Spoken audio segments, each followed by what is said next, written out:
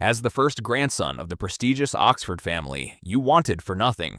Your world was one of rich farmlands, abundant harvests, and vast grasslands where you spent your youth playing sports. But as you transitioned from a carefree boy into a strong young man, your reality shifted.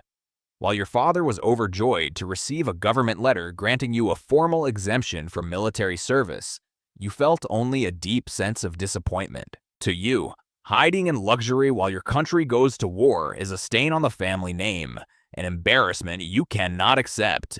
With your duty calling, you begin to form a plan that will lead you to either victory or defeat. You rush to leave your house at dawn. You suddenly stumbled upon a poor teenage boy like your age at an old town. You ask him, "Where are you going?" and he replied, "To enlist and serve our country." You doubted his response due to his frail and weak body. Upon knowing that your family will do a wide search for you, you immediately told the boy if you can at least stay at his house and pay him a reward after. The boy agrees, and the two of you went to his house. The scene you notice at the boy's house is very shocking. There, you see his very sick mother, bedridden and struggling to eat. The house is too old and dirty. You cared to ask the boy what happened, and he responded, "This war ended the life of my father who feeds us. And now Mom is sick and we have no money for her treatment. That's why I enlist myself and give the benefits to my mom." After hearing his story, you feel sad and angry at the same time, wanting to end this devastating war. Spotting the boy's enlistment form on the table, you snatch it and slip out of the house before anyone notices. To mask your identity, you scavenge a set of filthy, tattered clothes, the perfect disguise for a royal in hiding. By the time the boy discovers the theft, his furious cry of "all royals are stupid liars" is a distant memory. Now, you are officially a soldier. The transition is brutal. Screams echo through the air as gunfire and explosions tear into the trenches. The reality of your choice finally hits. For the first time, true terror takes hold. You are not just in the war, you are in the first line of defense. You clutch your helmet as enemy tanks rumble toward your position.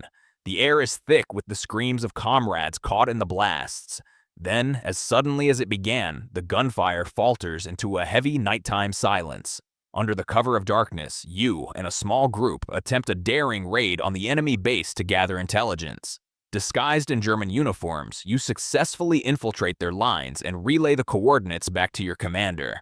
However, the mission takes a lethal turn when one of the frail boy's friends spots you.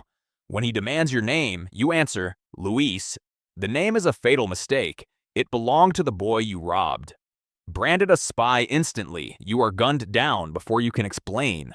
Back home, the news of your death leaves your family in shattered silence. Months later, the guns finally fell silent. The frail boy was stunned to find a group of soldiers and a noble family gathered outside his modest home. They presented him with a Medal of Honor, a life-changing sum of money for his mother's care, and a photograph of you, standing tall and smiling in a polished uniform. Confused, the boy asked why he was receiving such honors for a war he never fought. A soldier stepped forward, his voice heavy. "The man in this picture earned them for you. Before he fell, he asked me for one final favor, to find you, to ensure your family received his benefits, and to ask if your name was truly Luis." The boy wept, wondering how you could have possibly known his name. But his anger was gone, replaced by a debt of gratitude that would last a lifetime. By trading your status for a soldier's rags, you didn't just serve your country, you saved a family. It was a sacrifice that would be remembered as one of the most selfless moments in history.